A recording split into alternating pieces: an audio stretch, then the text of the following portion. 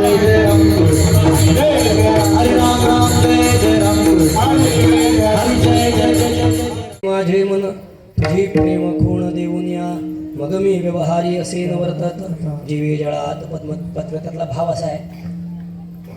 अद्वैतावस्थेला प्राप्त झाल्यानंतरही कल्पित द्वैताचा अंगीकार करून तद्वारा देवाची भक्ती घडू शकते हे सांगणारा अभंग आहे. भक्त्यर्थम कल्पितम द्वैतम अद्वैतालपि सुंदरम असं वर्णन केलं. भक्ताच्या आनंदाकरता निर्माण केलेलं जे कल्पित द्वैत आहे ते अद्वैताहून सुंदर आहे. एक वाक्यात सांगतो, देवरूपता सुखरूपता म्हणजे घरी कपाटात भरलेलं 2-4 किलोचं सोनं लगडी विटा. आता कोणाचा भाग्यवान असला तर मला माहित नाही आणि जो आहे तो सांगणार नाही, कारण ज्यांनी ते कमवलंय ते सांगायला येणारच नाही आम्ही कसं आहे कोणत्या मार्गातून आलंय. पण महिला वर्गाला आता त्या मातेला आनंद व्हावा, ती त्या पतिदेवांना म्हणते अहो एवढी संपत्ती आहे पण लंकेची पार्वती करून ठेवली मला. तो म्हणतो लई दिवस तुझी कटकट ऐकली, काय गेला त्या सोनाराकडं आणि 4-5 किलो सोनं घेऊन आला. तोळे नाही म्हणत मी, वचनम किम करीत राहता आता म्हणायचं त्या काय घेऊन आला आणि त्या चिपा आणल्याने दिल्या बायकोच्या ताब्यात. ह्या घे. ती म्हणते ह्या गळ्यात घालायला मी तुम्हाला काय का म्हैस वाटले म्हटले. अरे म्हटले सोन्याची मला किंमत नाही, ते सोनं अलंकाराच्या रूपात आलं पाहिजे तर आनंद आहे, मग शेजारीला दाखवता येईल. ह्या विटा घेऊन काय करू मी, मला त्याला नो ऑफ यूज काहीच नाही, युजलेस आहे ते, मला नको आहे. तसं जगद्गुरु म्हणतात देवा तुझी स्वरूपता मला नको आहे, ती मला माहिती आहे, ते आनंद रूपता आहे मला माहिती आहे, पण मला आनंद कशात विचाराल तर एकच आहे, मी भक्त तू देव ऐसे करी. तू देव असावंस आणि मी भक्त असावं आणि तुझ्या दर्शनाने मला आनंद व्हावा. सांगू का, माझ्या घरी शेळी भाकरी असेल कालची आणि तिचा मी नैवेद्य करावा आणि तुला नैवेद्य केल्यानंतर ती सुद्धा मला कशी लागणार आहे, मधुर लागणार आहे. हे मला पाहिजे, मला तुझी सुखरूपता नको आहे. ऐकोनी नाही की निंदा स्तुतिकानी. एक गोड दृष्टांत सांगतो आणि सेवेला विराम देतो. असं होऊ शकतं का, त्याचं उत्तर आहे होऊ शकतं. मी काय सांगतोय त्याचं कारण आहे हे आपण आपल्या अंगी बाणायचं आहे. मी नुसता दृष्टांत सांगायचा आणि घरी निघून जायचं असं नसतं. मी थोडासा अनुभव घेतलाय. थोडा लोक निंदा करीत असतात, कीर्तनाविषयी करतात, बोलण्याविषयी करतात, टोपी घातली म्हणून करतात, टोपी नाही घातली म्हणून करतात, फेटा बांधला म्हणून करतात, फेटा नाही बांधला म्हणून करतात, चाललो तरी करतात, गाडीत बसलो तरी करतात. करा, काय करतात, त्यांचा तो धंदा आहे, आपला हा धंदा आहे, आपण करीत राहायचं आहे. दुसरं काय, ज्ञानीपुरुषाची काय जीवनावस्था आहे तेवढी सांगतो. म्हणजे सांगू का सांगतो ऐका. अत्यंत विनम्रतेने सहृदय मी तुम्हाला प्रतिपादन करतो की महात्म्याच्या वरपंग आचरणावरून तो महात्मा आहे का नाही हे ठरवण्याच्या भानगडीत पडू नका. तो स्वरूपावस्थेला जर प्राप्त झाला असेल तर त्या स्वरूपावस्थेचं दर्शन तसं घडत नाही. काही काळ त्याच्यासोबत घालवावा लागतो, 4-5 शिव्या ऐकाव्या लागतात, 2-4 लाथा खाव्या लागतात. कोणाच्या, महापुरुषाच्या. महापुरुष झाले म्हणून त्या तसे ते रोज गोड बोलत नसतात, शिव्या हसडतात. त्या शिव्या ऐकण्याची तयारी पाहिजे आमची, तर तब बात बनेगी असा अर्थ आहे. एक गंमत घडली. ऐकोनी नाही की निंदास्तुती कहाणी म्हणजे काय तेवढं एक सांगून जातो. एक योगी पुरुष एका गावातनं परिव्राजक होते, विचारणा करीत होते आणि नुकताच पहाट व्हायची वेळ झाली, पहाट झाली नव्हती, ब्राह्ममुहूर्त होता आणि ब्राह्ममुहूर्तावर योगी त्या गावातनं चालले होते आणि हे बाळानो हे शांत बसा, मला माहिती आहे वेळ झालाय तो, हे लेकरं शांत बसा. आणि जात असताना ब्राह्ममुहूर्तावर एक वटवृक्ष चांगला दिसला, त्या वटवृक्षाखाली त्याने आसन लावलं आणि ध्यान लावून तो महात्मा बसला, ध्यान लावून बसला. आणि आपल्यासारख्या संस्कारी गाव होतं आणि काकड आरतीचे दिवस होते. आमच्यासारखे काही भाविक काकड आरतीला चालले होते. भल्या पहाटे 3:30-4चा सुमार असेल आणि त्यांनी त्या महात्म्याला पाहिलं आणि महात्म्याला पाहिल्यानंतर त्यांच्या अंतःकरणामध्ये असा भाव निर्माण झाला, आहे देवाच्या भजनाकरता चाललोय आणि हरिभक्ताचं दर्शन झालं. काय शुभशकुन आहे, किती मोठा शुभशकुन आहे. हरिभक्ताचं दर्शन म्हणून शुभशकुन आहे. ते आले, त्याच्यापुढे एक संतभर अभंग म्हटला, त्याला नमस्कार केला आणि ते निघून गेले. आणखी 5-2-4 मिनिटांनी काही महिला मातावर्ग पाणी भरण्याकरता, कारण पूर्वी गवळणी गोपिका असते या लवकर उठत होत्या, आताचं लवकर म्हणजे 8:30 वाजता. एवढ्या भागल्या पाठी उठतात माणसं 8 वाजता. मोबाईल बघित कामावून फार काम असतं तो, ते बघायला नको. म्हणजे मी सुट्टीच्या दिवसाचं सांगतो, इतर वेळी उठतात माणसं. आता इतर वेळी पण जर उठत नसतील आणि हा आपला डबा आपण जर बनवत असेल तर त्याला नमस्कार आहे बाबा. असा महापुरुष जर असेल का तो म्हणतो भीती वाटते, मग डब्यावर बिस्किटच घेऊन जा, मग फास्ट फूड खा. म्हटलं भाग्यवान आहेस बाबा तू, जाऊ द्या. त्या पाणी भरण्याकरता घागरी घेऊन निघाल्या आणि त्या महात्म्याचं दर्शन झाल्याबरोबर त्यांनी भरलेल्या घागरी खाली ठेवल्या. त्याने नमस्कार केला, सुवासिनी होत्या सवाष्ण, त्याने नमस्कार केला आणि त्या निघून गेल्या. थोड्या वेळाने काही चोर, रात्रीचा सगळा विषय आटपून चोर त्यांच्या वाटेने चालले होते. त्या चोराने ते महात्म्याला पाहिलं आणि चोराने एकमेकाला खुणावलं. आता चोर जाताना काही गप्पा गोष्टी करीत जात नाहीत, या गल्लीतलं कोण बघते का, मग पुढं जा, इकडे तिकडे बघ, मग पुढं जा, असे ते चालले होते. आणि त्यातला एक चोर पुटपुटला बाजूच्या लोकांना, 3-4 जणांचं टोळकं. बघितलं का म्हणतो कसा बसलाय, रात्री कुठं गबाडा भेटला असेल आणि पोलिसांनी पकडू नये म्हणून खाली पुरून ठेवलंय आणि त्याच्यावर साधूचा वेश घेऊन बसलाय. ऐका ना, आयडिया भारी, आपण उद्यापासून असंच करायचं म्हणतो. कोण म्हणतो? चोर म्हणतो. एकदम बरोबर आहे म्हणला. ते निघून गेले. नंतर 31sta कार्यक्रम उरकून काही रत्न आले होते. 31sta कार्यक्रम कळतो ना तुम्हाला, त्यांना आता नको, आता डबल रस्ते झाले. 16 फुटाचा रस्ता चालायला कमी पडतो, म्हणजे 1 कोटी रुपयाची गाडी सुद्धा तिथून व्यवस्थित जाते, पण याला रस्ता कमी पडतो. ते चालले होते टोळकं त्यांचं. त्याने त्याच्याकडे बघितलं आणि खरं सांगतो महाराज, तुमच्या वाट्याला हा अनुभव आहे का माहीत नाही, माझ्या वाट्याला आहे. आमच्या गावात ना आता आदिवासी लोक कमी येतात, पण ते आदिवासी जर का भारे विकायला येतात ना, ते जर पिऊन निघाले ना, ते कोणाच्याच घरी जात नाही, ते फक्त बुवांच्याच घरी येतात. का हे मला कळलं नाही अजून, आमच्या घरी आलेले आहेत. महाराज आहे का, कशाला पाया पडायचं म्हणतो. आता का आमच्या घरी येत असत, काय सांगू तुम्हाला, म्हणजे प्यायलेल्या माणसाला सुद्धा बुवांचंच घर दिसतं. आश्चर्य आहे. खरंच आले बरं का महाराज. मग त्याला बरं ये बाबा बस, आता काय करतो, त्याला पर्याय नाही. बरं कीर्तनात पण येतात काही महाभाग. कालच माझ्या कीर्तनात आला होता, तो पाया पडतो ना असा बघतो, मीच त्याला हात जोडले, बस बाबा बस, आता काय करावं. तो म्हणतो त्याने त्या मित्राला सांगितलं, हे बघा आपला आदर्श हाच बाप आहे, हाच महापुरुष आपला आदर्श आहे. का कशी चढले बघा म्हणतो. हे बघा प्यायची तर अशीच चढली पाहिजे, नाही तर त्या भानगडीतच पडायचं नाही. उगाच तुम्ही गटारात पडता, इथं पडता, आबरू घालवता. प्यायची पण अशीच चढली पाहिजे तर प्या, अन्यथा त्या भानगडीत पडू नका. तुम्ही इकडं तिकडं पडता, आबरू घालवता. काय अर्थ आहे, आमचा आदर्श हाच महापुरुष असला पाहिजे, हाच महापुरुष आमचा आदर्श आहे. ते निघून गेले. आणखी काही लोक चालले होते, जुगार खेळणारे जुगारी. ते रात्री हरले होते आणि गप गुमान चालले होते. घरी आता उपटे पडतीलच, घरी फटके पडले त्यांना माहित आहे. ते चालले आणि त्यांनी बघितलं याला. मग तो म्हणतो, बघा रात्री सगळं जुगारात हारला असेल, आता घरी उपटी पडू नये, कोणी मारू नये म्हणून साधूचा वेश घेतलाय, म्हणून इथंच बसलाय. लोक दक्षिणा टाकतील, तेवढी घेऊन घरी जाईल. मला तुम्हाला विचारायचं आहे, असं करता करता दिवस उजाडायची वेळ आली आणि महात्म्याच्या समाधीचं व्युत्थान झालं. महात्मा उठला आणि चालू लागतं. ह्या सगळ्या कथा, ही सगळी व्याख्यानं, आता सांगू का, आताच्या शब्दात अतिप्रसिद्ध शब्द आहे, शुद्ध मराठी, कमेंट्स. या कमेंटनी भानगडी झाल्या ना महाराज, काय सांगू. या सगळ्या कमेंट्स ऐकणाऱ्या त्या झाडाच्या पाठीमागे एक सूज्ञ माणूस उभा होता. त्याने गेला, महात्म्याला नमस्कार केला आणि पटकन हाताला धरलं. महात्माजी रुकिये, थांबा महाराज, थांबा जरा, थांबा. काय झालं महात्मन, तुम्ही या रस्त्याने चाललाय, आप जा रहे हो, ठीक आहे, पण तुम्हाला एक गोष्ट माहिती आहे का, या गावातले लोक तुम्हाला काय काय म्हणतात. कोई आपको मद्यपी कहता है, कोई आपको चोर कहता है, कोई महात्मा कहता है, कोई कुछ कहता है.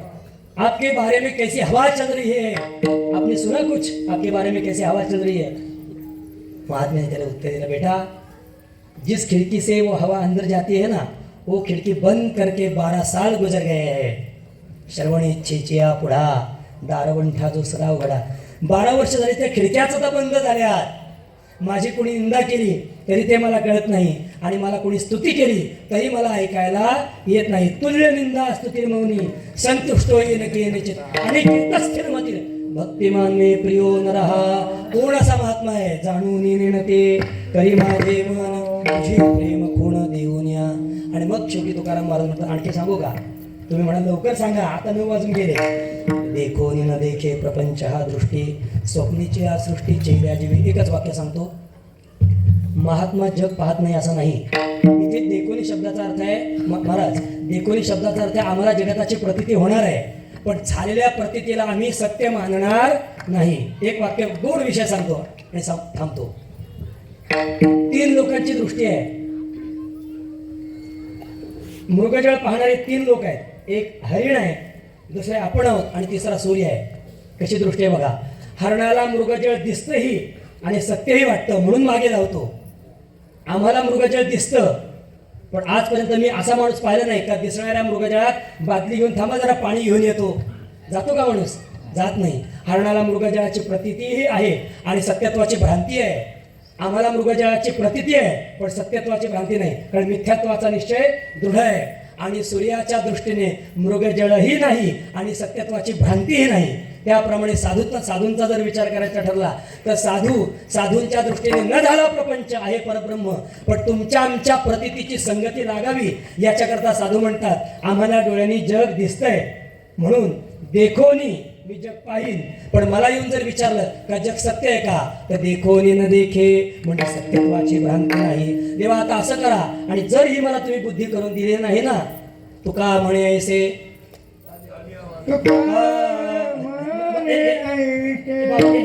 एक मिनिट फक्त आपण कोण करताय, पण मी भैरवी थांबू म्हणून थांबू. तुका म्हणे ऐसे तुका म्हणे ऐसे झालिया वाचो.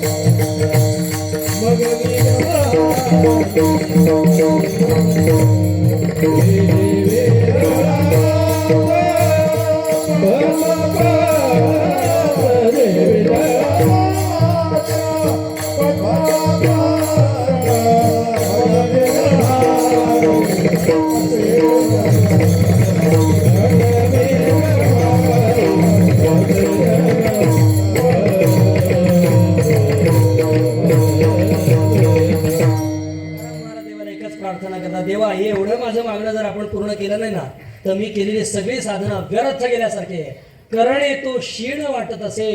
मी गाथा लिहो, कीर्तन करो, काय करो, त्याचा मला क्षीण झाल्यापासून राहणार नाही. पण जर तुम्ही मला ही अवस्था प्राप्त करून दिलीत, कारण तुम्ही स्वामी आहात, तुम्ही माझे स्वामी आहात, मग काय होईल? मग मी व्यवहारी असेन वर्तत, जीवी जळात पद्मपत्र. देव करो, ज्ञानेश्वर माऊली करो, जगद्गुरु तुकाराम महाराज करो, आणि अशी अवस्था आम्हाला जिवंतपणे याच जन्मात कमीत कमी मरणाच्या अत्यंत अव्यवहित पूर्वक्षणात प्राप्त हो, अशी ज्ञानेश्वर महाराजांच्या चरणी प्रार्थना करून ज्ञानेश्वर महाराजांच्या भजनाने आजच्या कीर्तनाला विराम देतो. ज्ञानेश्वर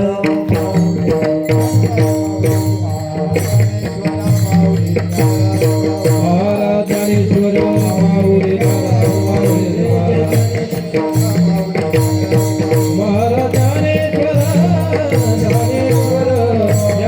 माझ्या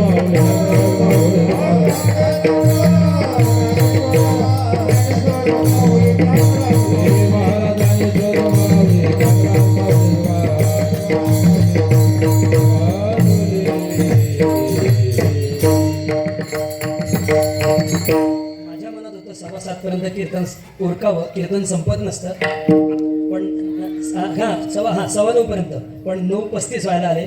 पण तरी मी क्षमा नाही मागणार आपली, आपण माझे आहात. आणि मी एक सुरुवातीला वाक्य सांगायला विसरलो. मी आलो त्यावेळी तुमचा हा सप्ताह नाही वाटला, दीपोत्सव म्हणजे सण असावा, सण समारंभ असं चैतन्य या मंडपात. याबद्दल मात्र तुम्हाला खूप कॉम्प्लिमेंट्स, खूप शुभेच्छा आहे. एक प्रार्थना आपल्या चरणावर करतो. हा जो आनंद आहे हा समूहाचा आहे, पण सप्ताह झाल्यानंतर सुद्धा याच आनंदात राहावा असं वाटत असेल तर रोज नामजप करा, थोडीशी का होईना ज्ञानेश्वरी वाचा, गाथा वाचा, चांगल्या लोकांची कीर्तनं ऐका. पण आता तो शब्द सांगायची वेळ आली, इन्व्हर्टेड कॉमा. पारंपरिक लोकांची कीर्तन ऐका, भंपक लोकांचं ऐकू नका. कावळा, चिमणी, पक्षी, पिंगळा, कळलं? अरे ते भारुड करतात, तुम्ही भारुड करणारे लोक ना. कीर्तन काय बट्ट्याबोळ करून टाकले लोकांनी आमच्या परंपरेचा सगळा. मी याकरता सांगतो. आणि मला चांगलं बाबांनी त्यांनी सांप्रदायिक चाली म्हटल्या. वाजवणाऱ्या लोकांनी सांप्रदायिक आणि संगीत अशा दोन्ही पद्धतीचं वाजवलं. हे वाजवणारे मी खरा पखवाज वादकच आहे, टाळकरी. मी काय कीर्तनकार असं नाही, मी विद्यार्थी आहे, मी सांगितलं. पण खरा पखवाज वादक आणि टाळकरी. आणि ते ध्रुपद ऐकत असल्यामुळे मी म्हटलं कशी मला तुम्हाला कळेल, ते ध्रुपद नेहमी ऐकण्याचा परिणाम त्या पद्धतीचा मृदंग नेहमी ऐकलाय. खूप सुंदर आपण साथ केली सगळे टाळकरी. आणि सगळ्या मंडळींना मनापासून धन्यवाद. आपला परमार्थ उत्तरोत्तर असा वृद्धिंगत होत जावा आणि परमेश्वराने आपल्या प्रेमाची पाखर आपल्यावर घालावी अशी देवाच्या चरणी प्रार्थना करतो. माझी झालेली सेवा, जेवढे महापुरुषांची यादी आहे त्या सगळ्या महापुरुषांच्या चरणावर माझे सद्गुरू ब्रह्मभूत गुरुवर्य साखरे महाराज या हिमालयासारख्या ज्ञानसंपन्न उत्तुंग व्यक्तित्व संपन्न महापुरुषांच्या चरणी माझी सेवा. आणि माझे गुरुवर्य ब्रह्मभूत आजोबा कांबेकर महाराज, कोकणरत्न प्रेममूर्ती कांबेकर महाराज यांच्या चरणावर, ब्रह्मलीन वासुदेव बाबा मोडवे यांच्या चरणावर सेवा समर्पित करतो. बोलण्याच्या ओघात एखादा शब्द चुकीचा, अवास्तव, अवांतर जाऊ शकतो. असं झालं असेल तर माझ्या वाणीचा बुद्धीचा दोष आहे. आपण ते स्वीकार करू नका, स्वीकार. पण जे स्वीकार्य आहे त्याचा अंगीकार करू आपण या परमार्थात राहा अशी तुमच्या चरणी प्रार्थना आहे. एक निरोप सांगून ज्ञानदेव तुकाराम बोलतो. महाराज हा पत्रिका घेऊन आता उभे आहेत, जाणीव आहे मला. आम्ही गेल्या 2-3 वर्षापासून एक अभिनव उपक्रम सुरू केला, आपल्याला परिचय महाराजांच्यामुळे. पण जर काय होतं, जवळच्या माणसाला विलक्षणता वाटत नाही विशेषतः. मग जर ते नाही वाटलं तर मग आमच्याकडं मे महिन्यामध्ये ज्याप्रमाणे आमचे आदरणीय स्नेही मांडे महाराज जसं शिबिराचं आयोजन करतात, खूप चांगल्या पद्धतीने शिबिर होतं. मला यायचं होतं एकदा बघायला, पण जमलं नाही.